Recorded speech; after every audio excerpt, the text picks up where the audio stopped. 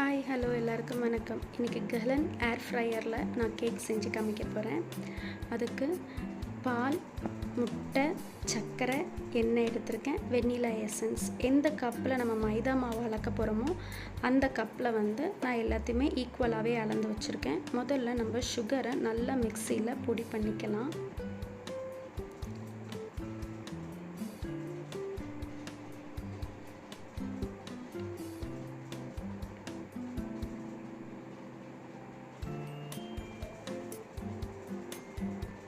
அது கூட நம்ம ஒரு கிளாஸ் பால், நான் எடுத்து வச்சுருக்க அதே அளவு பால், அப்புறமா அதே ஈக்குவலில் எடுத்து வச்ச ஆயில் ஊற்றிக்கிறேன்.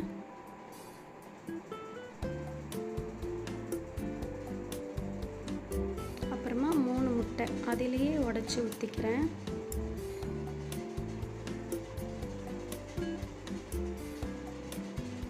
இதை நம்ம இப்போ நல்லா மிக்ஸ் பண்ணிக்கலாம் மிக்சியில். நம்ம சர்க்கரை நான் முதல்ல பொடி பண்ணதுனால சீக்கிரமாக நம்மளுக்கு இதாகிடும். நான் 1 டேபிள் ஸ்பூன் வெண்ணிலா எசன்ஸ் சேர்த்துருக்கேன். அதுமா மைதா எந்த கப்பில் அளவு எடுக்கணுமோ அதில் 2 கப்பு, 1 கப்பு நம்ம எல்லாமே சேர்த்தோம். மைதா மட்டும் 2 கப் ரேஷியோ எடுத்துக்கிறோம். பேக்கிங் பவுட்ரு 1 டீஸ்பூன் போடுறேன்.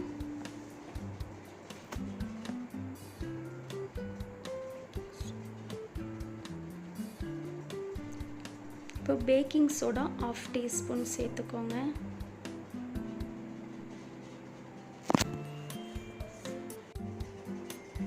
நம்ம மிக்சியில் அரைச்சதை நம்ம கேக் எதில் மாவு கலக்க போகிறோமோ அந்த பேனில் ஊற்றிக்கலாம்.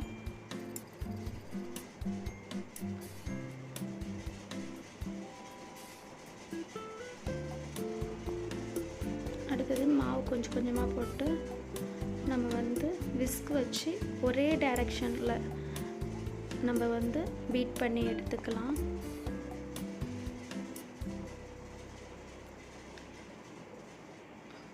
நம்ம எந்த டைரக்ஷனில் சுற்றுறோமோ அந்த டைரக்ஷனில் மட்டுமே சுற்றுங்க. ஏன்னா நம்ம மொத்தமாக போட்டிருக்கிறதுனால நீங்கள் மாற்றி மாற்றி நம்ம சுற்றக்கூடாது, ஒரே டைரக்ஷன்லேயே சுற்றிக்கிட்டு இருக்கணும். அப்போ நம்மளுக்கு கட்டி இல்லாமல் நல்லா ஸ்மூத்தாக அந்த பேட்டர் வந்துடும். அடுத்தது நான் 15 மினிட்ஸ் நான் ஏர் ஃப்ரையரை 180 டிகிரிக்கு 15 மினிட்ஸ் ப்ரீஹீட் பண்ணிக்க போகிறேன்.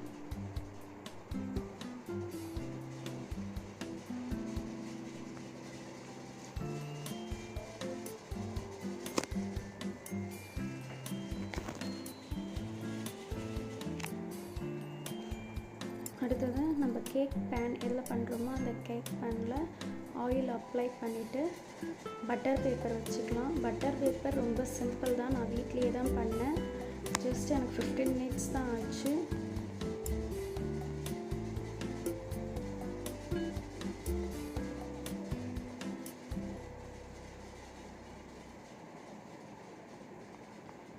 அப்புறமா நம்ம இதில் பேட்டர் ஊற்றிக்கலாம்.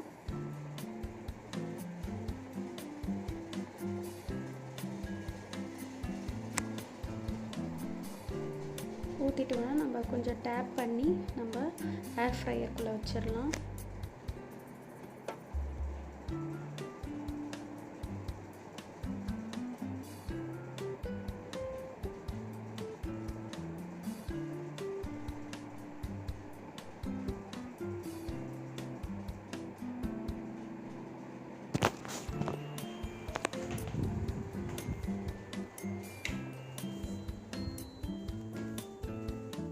பார்த்திங்கன்னா 20 மினிட்ஸ் வைக்க போகிறேன்.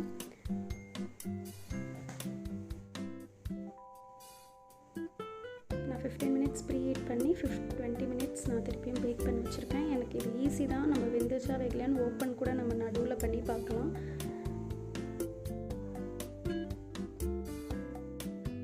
கேக் ரெடி ஆயிடுச்சு. நான் வீட்டிலே வெப் க்ரீம் பண்ண போகிறேன். அதுக்கு வெப் க்ரீம் பவுட்ரு 50 ml எடுத்திருக்கேன். 100 ml பால் எடுத்திருக்கேன். அதை நம்ம டீஸ்பூன்லேயே நம்ம மிக்ஸ் பண்ணி ஃப்ரீசரில் ஒரு 50 மினிட்ஸ் வச்சுக்கோங்க. வச்சுட்டு அப்புறமா நம்ம எடுக்கலாம். இப்போ பார்த்திங்கன்னா அதை எடுத்து நான் திருப்பியும் மிக்சியில் போடுறேன்.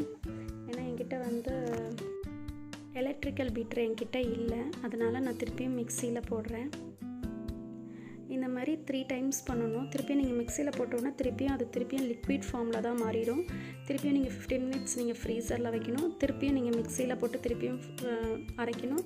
திருப்பியும் லிக்விட் ஆகும். அப்புறமா நீங்கள் ஃப்ரீசரில் வைக்கணும். இந்த மாதிரி 3 டைம்ஸ் பண்ணிட்டு நம்ம பீட்டர்லேயே வந்து நீங்கள் கையிலேயே நீங்கள் வந்து இது பண்ணிங்கன்னா இந்த மாதிரி திக்காக நம்மளுக்கு கரெக்டான கன்சிஸ்டன்சியில் இருக்கும். நம்ம இதை எடுத்து கேக்கில் அப்ளை பண்ணி நம்ம வந்து போடலாம்.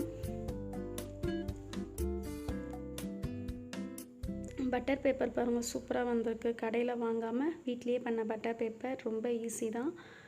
மேலே வந்து அந்த whipped cream வச்சு க்ளோஸ் பண்ணி நம்ம டெக்கரேஷன் பண்ணால் கேக் வந்து ரெடி ஆயிரும். ரொம்ப சிம்பிள் தான். whipped creamலாம் ரொம்ப ஈஸி தான். ட்ரை பண்ணி பாருங்கள். பிடிச்சிருந்தா லைக் பண்ணுங்கள், ஷேர் பண்ணுங்கள், கமெண்ட் பண்ணுங்கள். என் சேனலுக்கு மறக்காமல் சப்ஸ்கிரைப் பண்ணுங்கள். தேங்க்யூ.